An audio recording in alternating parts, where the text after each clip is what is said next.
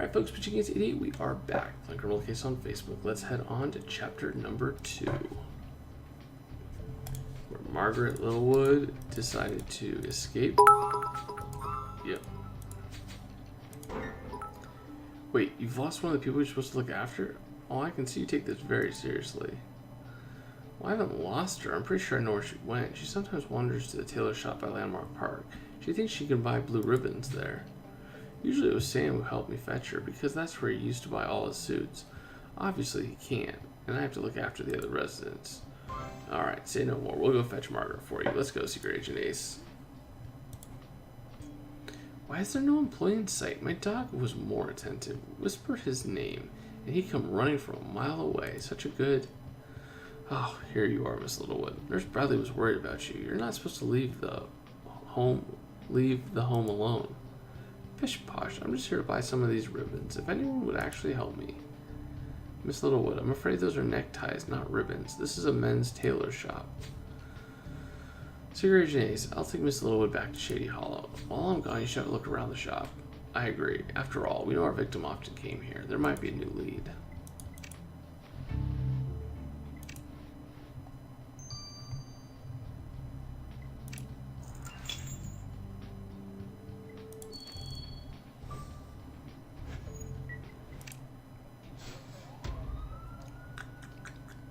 What are we going to find here? That lavender looks new. It's not necessarily car keys. Trash bin. Okay, that's definitely one. Clipboard's probably one. I see a lighter and a bell. Gotcha.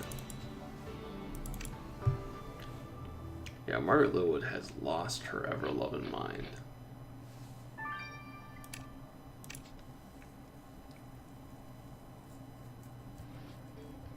Hey, Ace, I'm back. Boy, once Miss Littlewood starts talking, she doesn't stop. So did you find anything? Nice, you got further proof that our victim definitely came here. His name is on the clipboard. Let's cover the rest of the markings and see what we can find. And you're right, we better check the trash for any clues. The obligatory trash can search. Always. Always.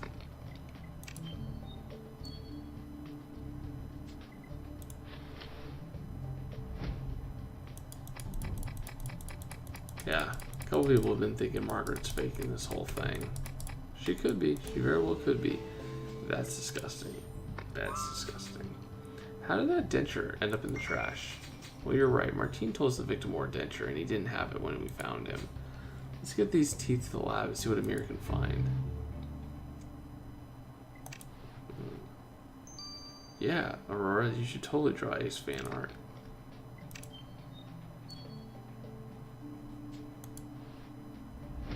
Thanks for the follow.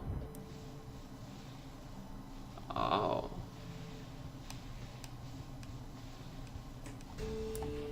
Tailoring him. So the victim has measurements taken by a certain Basil Cavendish. He obviously works here. Let's have a word with Miss Cavendish and see if he's got any helpful information about our victim.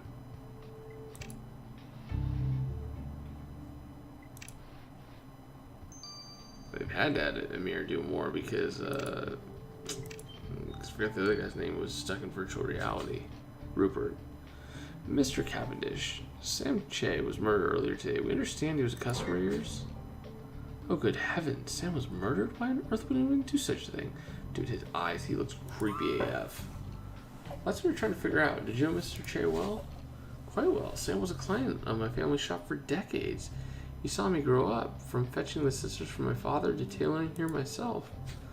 Oh, this is dreadful news. Excuse me, I'm going to make myself a hot toddy to soothe my collie wobbles. Would you like one, Secret Agent Ace? No, thank you, Mr. Cavendish. We're on duty. Maybe a small plopper of Larsvang wouldn't hurt either. I apologize. I'm just quite shaken by all this.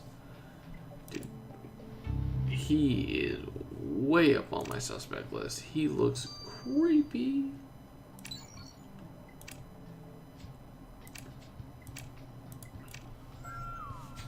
Ace, I'm afraid I've been off more than I can chew with this clue.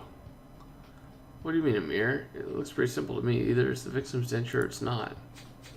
Alright, I'll admit I was just trying to make a joke. The denture is indeed your victim's. The DNA of this lab proves it. But that wasn't the only DNA I found. Apparently these teeth had also been in someone else's mouth. Ew. Ew. Denture. Ew. Oh, I can't even read that. Oh. Oh, that's just... oh. I literally can't even, like, read it. You guys can read it. That's disgusting. Ugh. No thank you. No thank you. Okay, we're investigating the murder of Sam Che. Did you know him well? Yes, poor Sam. Murder was no way to go for him. You seem to... oh, it's just wrong. Let's just move on. Let's move on. Let's move on. Oh, okay. Yep. So funny. Haha. Okay. He was my best friend. He was the only other person at the home with any sense. Some of those other bags of bones can't even count to 10 without someone writing it down for them. Now with Sam gone, I'm going to have to be mindful not to let myself slip. But I've got a trick for longevity. A hot toddy every night before bed. Gotta keep on the outside of your body. Not the same as putting something inside your body, inside your mouth. That is just... nope. Disagree.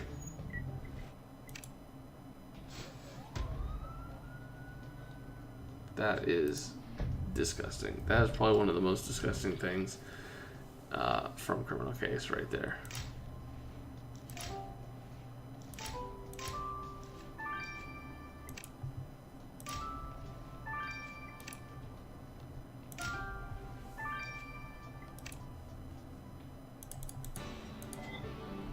I don't think he's the killer, but man, that guy.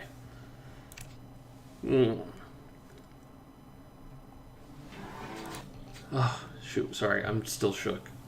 Maybe cleaning up this powder will tell us more about the painting. And good eye, Ace. This box has the victim's initials on it. Let's see what's inside. These flowers are long dead. Why hasn't someone thrown them away yet? The card on the flowers is addressed to Mr. Che. It says, Sam, I hope, but the rest is torn off. Covering the text on the card could tell us who sent them these flowers.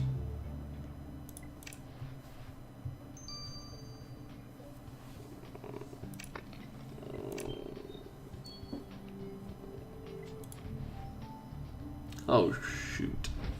Codex. Oh man, we even had a representative from Pretty Simple that was watching the stream. I should have mentioned the Codex.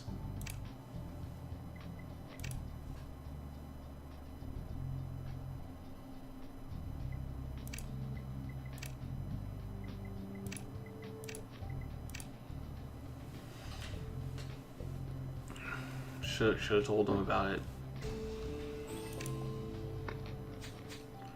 Ace, there's a death threat in the victim's box of candy. The message says they'll shoot you in the heart. This must be from Sam's killer. Let's get this to the lab quickly. And again, I'm not even saying remove the codex. I'm saying keep it consistent so it's not so much back and forth. You know, like you have to memorize every single time you're looking at it. Like if I could just memorize that this thing is always the number 1, this thing is always the number 2, it'd be so much better. Say what? This is freaking weird. Ace, with that powder cleared away, it's clear that whoever painted this had a grim view of our victim's future. Looks like his spirit is lifting from his body. Let's get the powder from it under the microscope to see if it can tell us who painted this. Dude, this went from like, you know, just an average murder to just disgusting.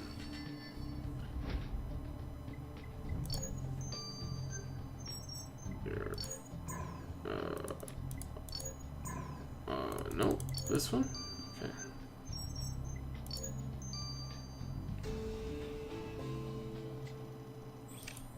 Oh, I hope you rot.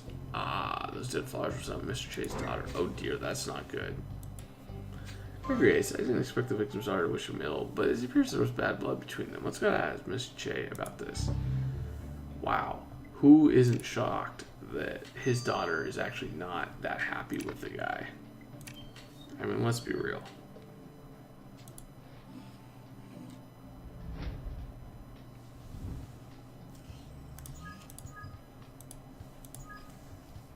It's like we all knew that the daughter was not the happiest with her dad, obviously.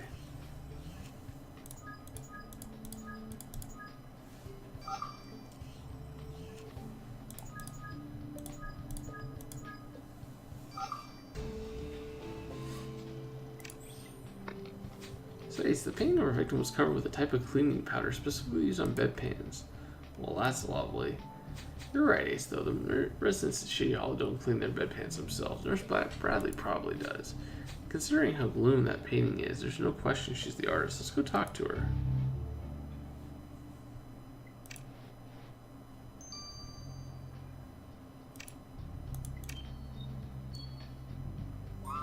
Hey, Miss Che, we thought your relationship with your father was loving. What happened to prompt this gift?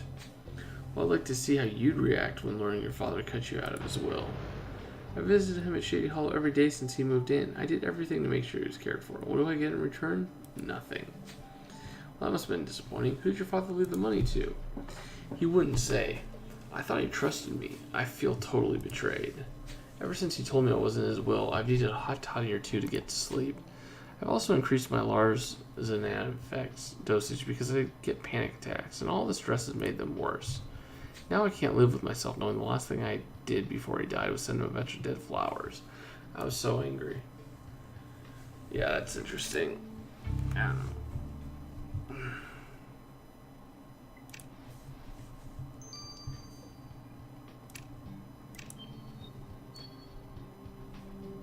Hey, Miss Bradley, would you mind explaining this unsettling painting of Mr. Che?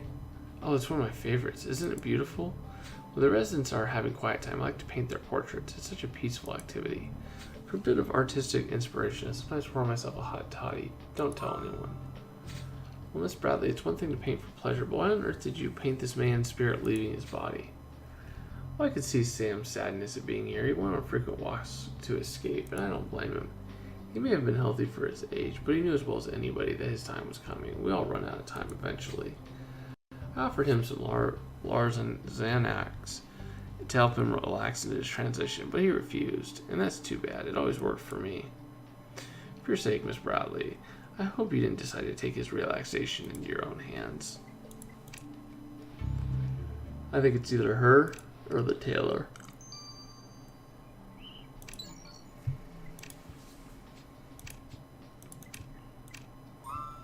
Gabriel, what can you tell us about the threat Ace found in Mr. Che's box? Well, it had me stumped at first. There was little to learn from the message itself, besides the reference to the way your victim died. But the strokes of the letters are thin in the middle and thick around the edges, and it didn't match any writing implement I was aware of.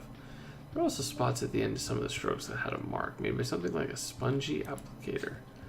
Then I remembered bingo dobblers. They're used to mark numbers in the name of bingo. And there can be no doubt about it. Ace, your killer wrote this threat with a bingo dobbler, which means our killer is a bingo player. Ace, when we catch up to them, they won't have a free space to hide in. Come on, it's bingo. Everyone in this place probably plays bingo. Well, the plot thickens in the search for Mr. Che's killer, Ace. Apparently the tie between father and daughter wasn't as strong as we thought, since he took her out of his will and he showed him to rot. On the other hand, Nurse Bradley claims Mr. Che was depressed, and said it's her job to relieve any discontent among her residents.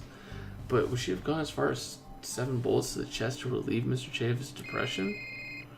Well, for now, none of it adds up. We're going to have to keep digging if... Alright, let me get the phone, Ace. Secret Jays, it's Basil Cavendish. Please, come quick. Someone's trying to kill me. I don't know if that's necessarily a bad thing. That's really mean of me. But anyways, guys, I'll see you guys in Chapter 3. It's been Pitching Ace 88. Over and out.